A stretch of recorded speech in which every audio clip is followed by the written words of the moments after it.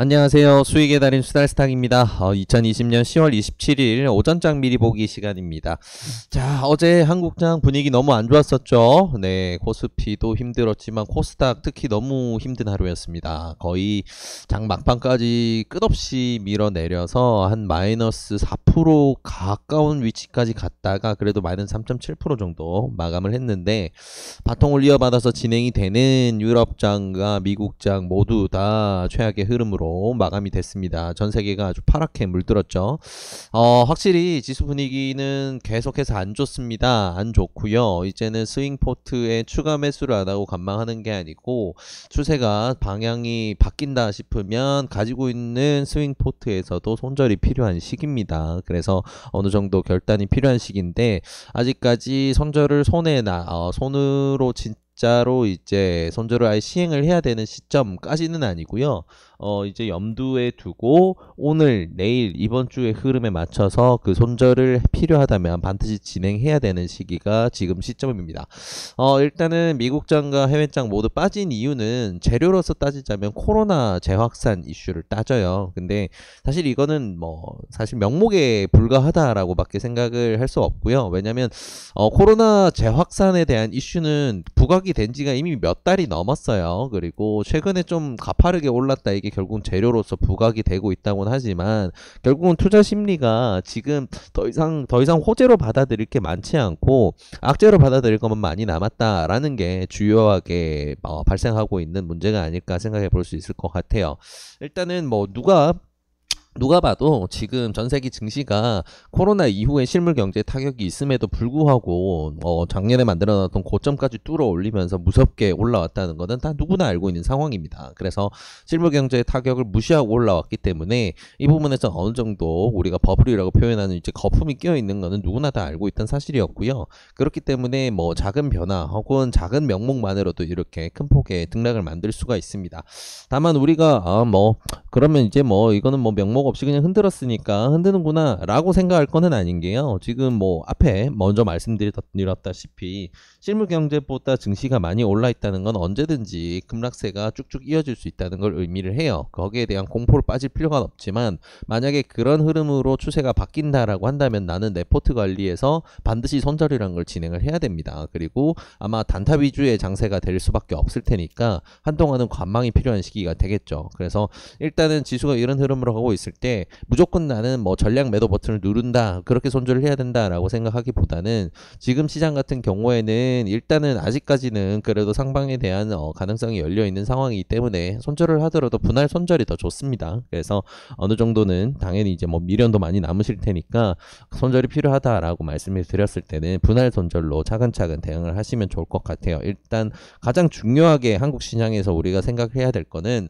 코스피 선물에 들어와 있는 외국인 수급, 그리고 코스피 지수에 대한 외국인 수급, 여기에서 강한 이탈이 관측이 된다 그러면 이거는 좀 한동안 크게 밀릴 수 있다는 걸 염두에 둬야 돼요. 그러면 당장 오늘이라도 어느 정도 손절 대응이란 걸 해야 되겠죠. 근데 아직까지 그런 상황은 아니고요. 코스닥 같은 경우에는 거듭 강조드리고 있지만 수급 상황이 너무 안 좋아서 계속 빠지고 있습니다. 이런 상황이라면 굉장히 좀 아픈 시간이 지속될 수 있어요. 그래서 아예 개인 투자자들의 신용이 워낙 많던 시기라 신용을 다 깨트려 놓고 다시금 새 판을 짤 수도 있다라는 생각도 들긴 하지만, 그거는 재반등이 됐을 때 이야기고요. 지금은 전 세계 증시 상황 자체가 투자자들의 심리가 얼어붙고 있는 상황이다. 호재는 없고 악재만 많이 나오는 시기가 너무 지속되다 보니까 다시금 이제 상승 동력을 잃었다라는 게 가장 주요한 포인트일 것 같아요. 그래서 미국장 같은 경우에 오늘 장 되게 중요합니다. 다시금 연달아서 1, 2%대 하락이 나온다면 추세 하락으로 완전 반전이 되어버릴 수가 있어요. 그래서 굉장히 기술적으로 위험한 구간 지나고 있고,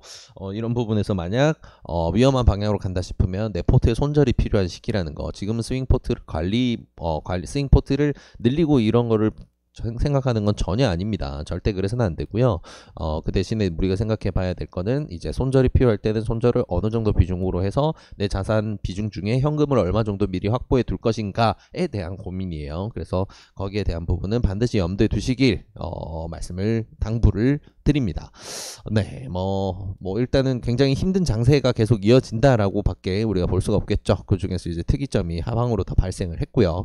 대응이 필요할 땐 반드시 대응을 하셔야 됩니다. 손절선 없는 주식 투자는 가치 투자에서만 성립되는 거고요. 가치 투자도 손절선은 있어요. 우리가 중심으로 보고 있는 이 기업의 중심 가치가 훼손이 되면 그때가 바로 손절입니다. 그래서 모든 주식 투자는 손절이 있구나라고 생각하시면 좋을 것 같아요. 그래서 손절선이라는 거는 손절이 필요한 시기에는 해야 된다라는 건 염두에 반드시 두시고, 이번에 급락세를 만들었던 가장 큰 재료로 부각되는 거는 요 녀석이죠. 네, 코로나의 재확산 이슈인데 결국 그렇습니다. 누구나 잘 알고 있었지만 네이버를 검색을 해보면 이런 게 항상 확인이 돼요. 그래 코로나 확산 키워드로 검색을 하면 이렇게 뜨는데 여기서 국내 현황이라든지 세계 현황 모든 걸 볼 수가 있어요. 미국 같은 경우에는 몇만 명대가 유지된 지가 이제 너무 오래돼서 기억도 안 나고요.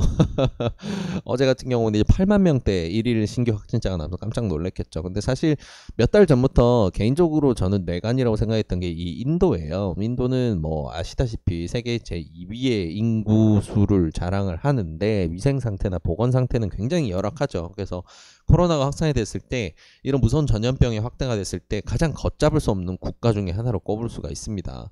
중국 같은 경우에는 그래도 내부 통제를 자기네들 말로는 잘해서 코로나를 이겨냈다라고는 하지만 인도는 방역 부분이나 위생 부분에서는 그런 부분이 정말 힘들 수 있다라는 게 대부분의 견해죠. 그러다 보니까 코로나 재확산의 뇌관은 이번에 오히려 인도가 될 수도 있다라는 것도 염두에 좀 두면 좋을 것 같네요. 그래서 이런 포인트들도 있구나 생각하시면 좋을 것 같고요. 특별한 뉴스는 없습니다. 장이 너무 급락세기 때문에 뉴스를 활용한 매매도 재미를 볼 수가 없고요.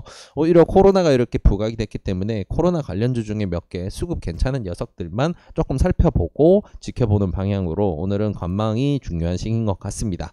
네, 그러면 이제 오늘 주요 종목들 조금 살펴보도록 할게요. 자, 오늘의 주요 종목들 이렇게 정리가 되고요. 오늘의 관심 종목 중에서 위에서 이제 한국패키지부터 알서포트, 대한유팜, 하나제약까지가 오늘 조금 그리고 당분간 조금 재밌게 볼만한 특이점 있는 종목들이고 DB하이텍부터 한미사이언스까지는 매일매일 지켜보는 우리의 패시브 종목들이다라고 보시면 좋을 것 같아요. 그래서 확대를 해서 조금 들여다보면요.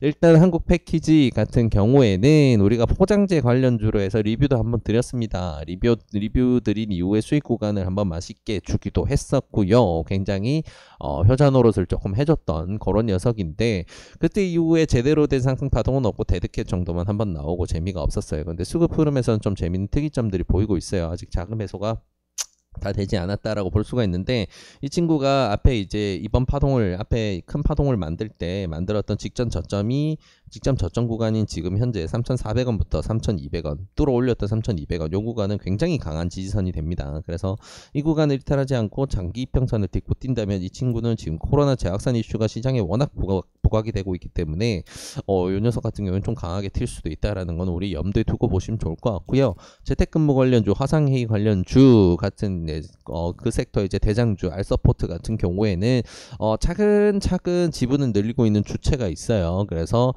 계속해서 우하향을 하고 있지만 이게 턴이 나왔을 때는 강력한 데드캣 혹은 이제 기술적 반등으로 쭉 올라가는 이런 형태가 나올 수도 있거든요. 그래서 이 친구 같은 경우에는 지금 코로나 섹터에서 조금 유심히 봐야 될 두 녀석 중에 하나다.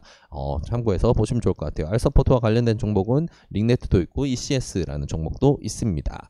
자, 그리고 코로나 백신 관련된 혹은 코로나 치료제 관련된 종목 중에 기존에 이제 우리가 활용을 하던 이제 다른 용도로 활용을 하던 약들이 많았습니다. 그래서 렘데시비르 지금 이제 최초 치료제 승인을 받았던 요 녀석 같은 경우에도 원래는 에볼라 치료제로 개발되어 있던 약이죠. 그래서 코로나 치료제로 신규로 아예 제작이 된 백신이 아니고 기존에 나와 있는 치료제 같은 치료제를 코로나에 활용을 했을 때 효과가 있다 없다를 판단을 하는 임상들이 되게 활발하게 진행되고 있는데 정말 다양한 것들이 있었어요. 나파모스타트라든지 별의별 게 다 있었는데 그 중에 이 랄록시펜 관련주로 분류가 되는 이 대한유팜 하나제약 차트가 굉장히 재밌습니다. 그리고 뉴스들을 검색을 해보시면 아시겠지만 9월 10월에 이르면서 이 친구들이 차트를 요렇게 만들고 박스권을 만들고 있는데 좀 매집의 흐름이 굉장히 많이 관측이 되거든요. 근데 이 친구가 뉴스가 뉴스가 10월 들어오면서 꽤 많이 나오고 있습니다. 그래서 이 친구는 시기상으로는 당연히 이거에 만약에 매집주다라고 한다면 세력만 그 시기를 알고 있을 거기 때문에 언제 날아간다라는 거는 장담에서는 알 수 없는 부분이지만 그래도 1개월, 2개월 내에 연말 내에 이 친구를 날려먹을 수 있는 그런 구조는 좀 만들어가고 있구나 정도는 우린 볼 수가 있을 것 같아요. 그래서 대한뉴팜, 하나제약 이 친구들은 조금 끼가 있는 녀석들이구나 라고 참고를 해서 당분간 조금 보시면 좋을 것 같습니다. 랄록시펜 관련 주구나 정도 생각하시면 좋을 것 같아요. 자, DB하이텍부터 한미사이언스까지는 우리가 매일 보는 패시브 종목이고요. 이 친구들 같은 경우에 매주 월요일에만 전체 리뷰를 진행하고 있으니까 참고하시면 좋을 것 같아요.